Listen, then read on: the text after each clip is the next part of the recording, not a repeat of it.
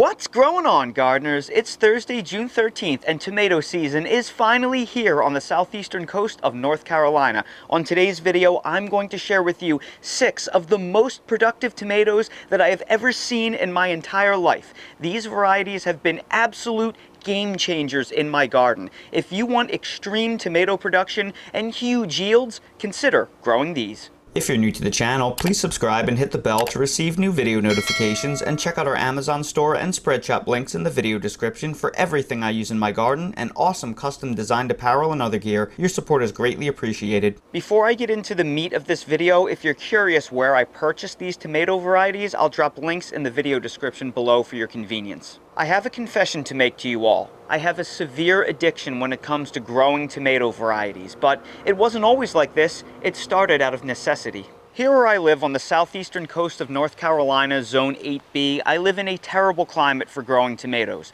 The winters are obviously way too cold to grow tomatoes here, but the summers are way too hot and humid, we get way too much rainfall, and the tomatoes all have an early death due to disease and heat pressure. So because of that, I have spent the last 7 summers of my life growing as many as 30 varieties of tomatoes per summer to try and find some type of tomato that can actually weather the weather here. So here we are 7 years and roughly 200 varieties of tomatoes later, and what I've discovered is there are a lot of great tasting tomato varieties, there are a lot of productive disease resistant tomato varieties, but there are not a lot of great tasting productive disease resistant varieties. And that is what makes this list so important. I have done all the work for you over hundreds of tomato varieties and many years of research. So I've narrowed it down to these 6 most incredible tomato varieties because they have it all: production, disease resistance, and you'll actually want to eat them. Tomato variety number 1 is going to come as no surprise to long-time viewers of my channel, and that is going to be Super Sweet 100. Yes, I wish I could tell you it is something newer or fancier or rarer or lesser known, but the simple fact is Super Sweet 100 is just too good to be left off this list. I think when you look up the definition of cherry tomato in the dictionary, they have a picture of Super Sweet 100. It is your classic medium-sized red cherry tomato that is not too sweet and not too acidic. It's as balanced as they come. The thing that makes Super Sweet 100 so exceptional is the plant itself. What you see right here is my wall of cherry tomatoes. There are 5 or 6 different varieties, and the one that you see on the very end that is basically grown all the way to the top of my shade tunnel is Super Sweet 100. This is the Super Sweet 100 plant right here. It has to be the most vigorous, disease-resistant tomato plant I have ever grown. And with that comes absolutely astounding production. The yields on this boy are just incredible. Everywhere you look on this plant, there are going to be fruit clusters, front or back. I think the backside of the tomato plant does better justice to show you just how incredibly loaded this is. There must be hundreds of individual cherry tomatoes on this plant. And what makes it so special is how disease resistant it is. Yes, there is some early blight forming on the bottom of the plant, but it is way better than any of these other cherry tomato varieties that are next to it. This is as disease resistant as it comes. And again, you can just see the ridiculous yields of tomatoes that are all the way up to the top of the plant. Look at that, just crazy. The thing that makes Super Sweet 100 so boring is what makes it so great. It's sweet without being too sweet. It's acidic without being too acidic. It is the quintessential textbook balanced tomato. It has enormous yields. It's incredibly vigorous, super disease resistant, and productive. It is truly a tomato that everyone can grow. Tomato variety number 2 is new to my garden this year, but after seeing what I'm seeing, I don't think my garden will ever be without it, and that is Mountain Magic. This plant that you see right here is Mountain Magic, and it's not as tall as some of my other plants, but that's because it is so incredibly productive that it is actually impacting the vigor of the plant. Look at the yields on this. Is this not just some of the craziest production that you have ever seen in your life? Now, what is incredible about this plant is this fills the gap between cherry tomato size and slicer size. These tomatoes are probably in the 2 to 3 inch diameter range. So this has cherry tomato-like production, but with a larger size, something that you could actually slice and use to have substantial cuts in salad. You could probably even use it on top of sandwiches. And what's awesome about this plant, just look, it is almost completely free of disease. Here in mid-June, this is like being in the Northeast in mid-August. So all of our plants will have some disease at this point in the year, but there is almost none on this. This is one of my most pristine plants. Again, just look at the production on this. Is this not just incredible? So to try and give you a clear size comparison, here is the Super Sweet 100 cherry tomato next to the Mountain Magic. So the Super Sweet 100, which is the smaller one, is a typical cherry tomato sized fruit. So you can see just how much larger this Mountain Magic is. Now, this variety seems to be about a day or two underripe, so I'm a little bit reluctant to taste test it, but I will anyway. Just proceed with caution because this could use another day or two. That tastes almost exactly the same as the Super Sweet 100. Delicious, sweet, balanced acidity. This is an absolutely fantastic tomato. This would be absolutely perfect for any salad at any given time. I am so excited for tomato variety number 3. I am an Italian American and I love plum tomatoes, but I have been searching high and low for 7 years now for a good plum tomato that is worth growing here, and none have ever made the cut. Until now. I think I finally found the holy grail of plum tomatoes, and that is Marzanera. Now this is an F1 hybrid, but it is made to approximate the parent heirloom tomato, San Marzano, possibly the most famous tomato in all of the world. But San Marzano has a problem. Tiny fruits, and because it's an heirloom, it's not the most productive. I know this for a fact. I've grown it in the past and it did not blow me away. It did not perform well here. Well, Marzanera is blowing my mind, and I can't wait to take you in for a closer look. The first thing you'll notice with this variety is the vigor. It has almost reached the top of my 8-foot tall trellis. Then you will notice as you go down on the plant, the almost perfect disease-free leaves, at least on the top 80% of the plant. All my plants have a little disease on the bottom by the soil line. But the next thing that you'll notice is the incredible yields of larger fruit. Now these fruit clusters are larger than a typical San Marzano, which is a smaller fruited plum tomato, but there are so many of them, it's crazy. It is almost tough to see, but this baby is just loaded. I have to pull the dense foliage back, but when you do that, you can see gigantic fruit clusters hanging everywhere. And if you look at the back bottom right here, you'll notice some are starting to turn red. Let me take you over there. And boy, oh boy, if you think this plant looked good from the front, you should see it from the back. I moved some of the leaves out of the way, and you can really see just how gigantic and frequent all of these fruit clusters are. It's pretty crazy here. So down here, I have some nice red tomatoes, so I'm going to see if I can find the ripest one and pick it, because I've yet to taste this variety. And look at that beauty right there. That is truly a dead ringer for San Marzano. It's just a little bit larger. It's probably 30% larger or so, thanks to the hybrid lineage. Now let's cut into this. And that is your classic plum tomato. You can see the green stem is protruding down because it's not perfectly ripe. This needs probably another 2 days or so, but I have to make this video now with the conditions that I have. So I'm going to slice out that bit of core, and I'm going to give you a true taste test of what this tastes like. Now this is truly a paste tomato. The inside is different from your classic slicing tomato. It's paste-like, if you will. It has a low water content, but what this tomato has that a lot of hybrid plums don't have is flavor. This tastes like a true heirloom plum tomato. Now, ripening typically happens at the blossom end of a fruit, and it works its way up the fruit, so the bottom half is a lot riper than the top half, and the bottom is absolutely delicious. Tomato number 4 is my new favorite hybrid indeterminate beefsteak tomato, and that is Carmelo. I tried Carmelo based on a whim last year, just for fun, and it absolutely blew me away. It had more yields than any beefsteak hybrid tomato I've ever grown before, including Big Beef. In past years, you've seen me rave about the production of Big Beef. I think Carmelo is even better. And what's awesome about Carmelo is it produces more perfect looking fruits than Big Beef. These have to be some of the most picturesque fruits that I've ever grown before. Now, unfortunately, I had a mishap with my Carmelo plant. It had another main stem that was loaded with fruit, but I dropped a piece of my trellis and it fell, and it was so heavy that it snapped an entire main stem off that probably had 6 to 8 nice tomatoes on it, and I lost them. So what you see right here is not even the full extent of the plant. But to do a direct side-by-side comparison, I planted it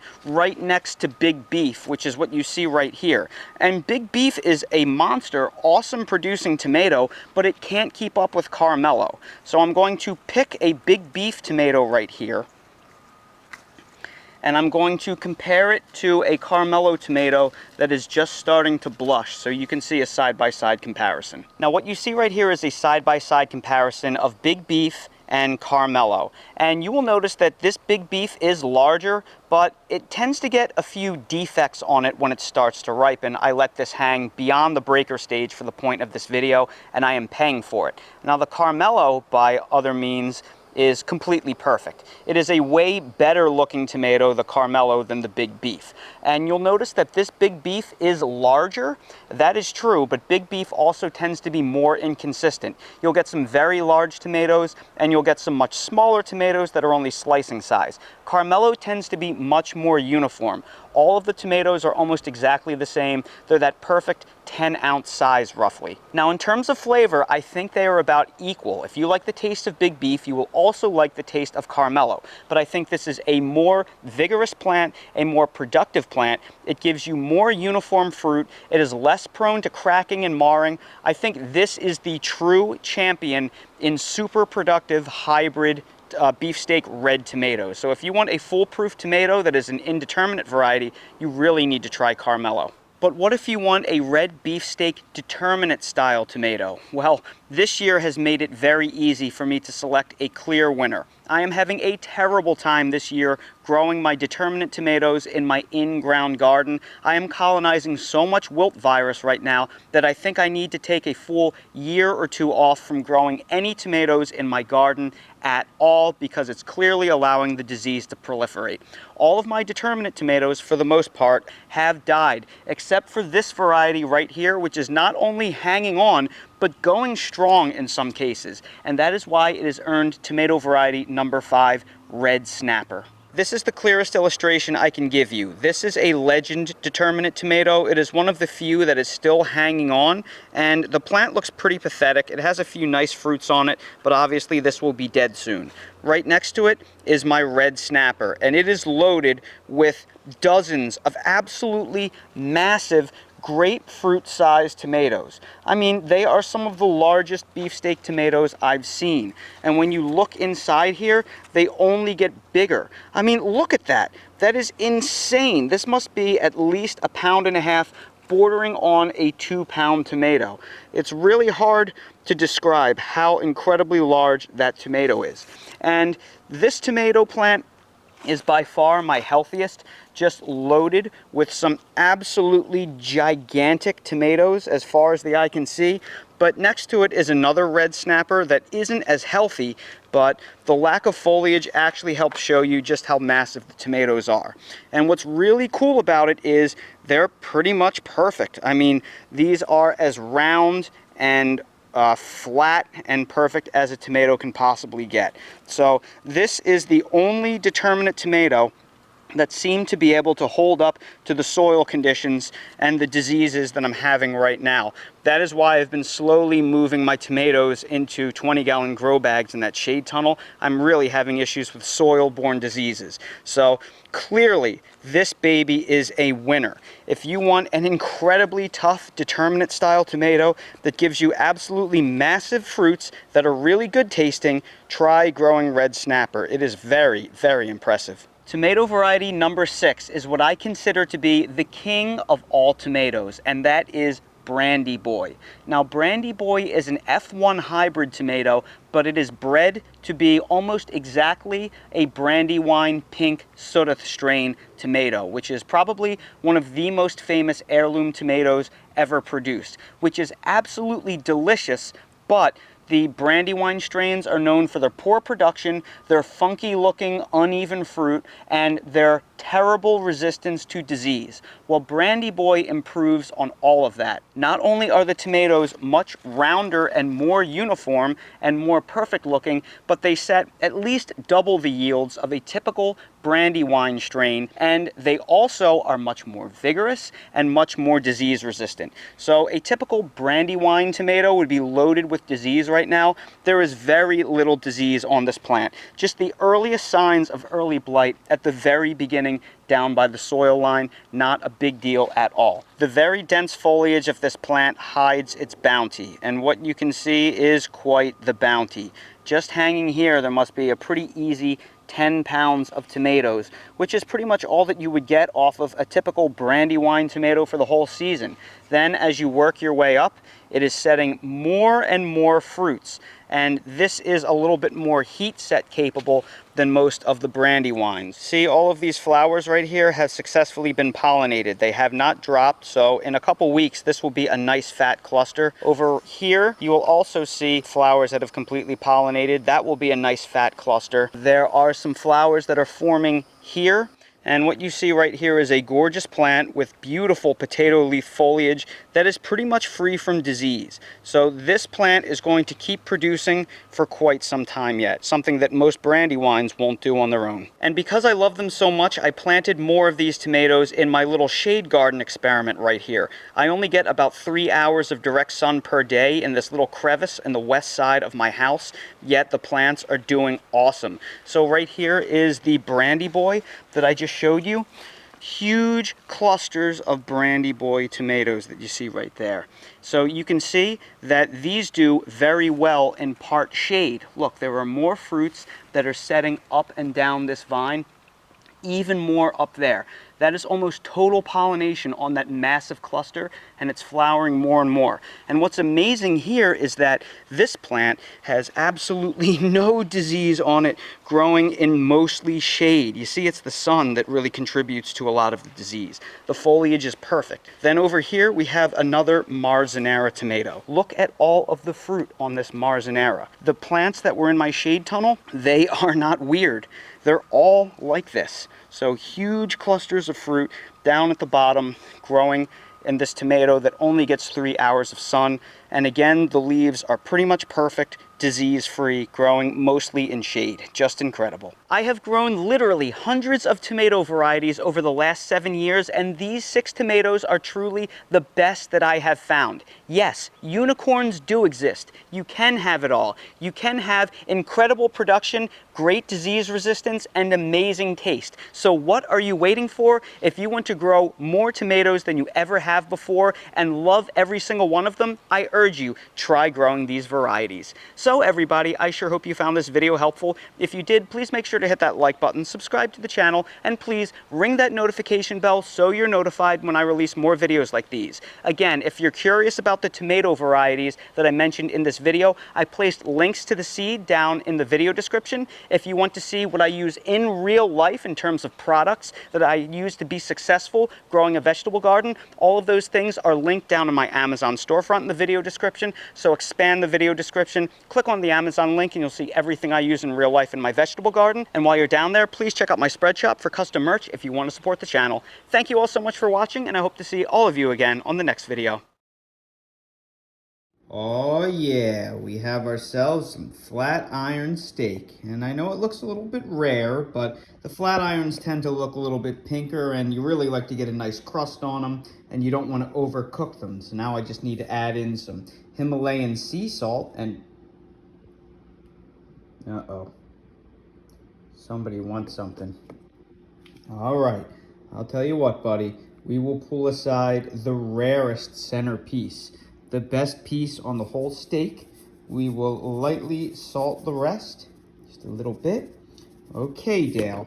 Now we just need you to get on your bed, Dale. And this is for the best boy. Now, you be gentle. Whoa, whoa, whoa, gentle. Ah, my finger! They're still on here. Oh, good boy, buddy. Good boy. I thought for a minute you took off my ring finger.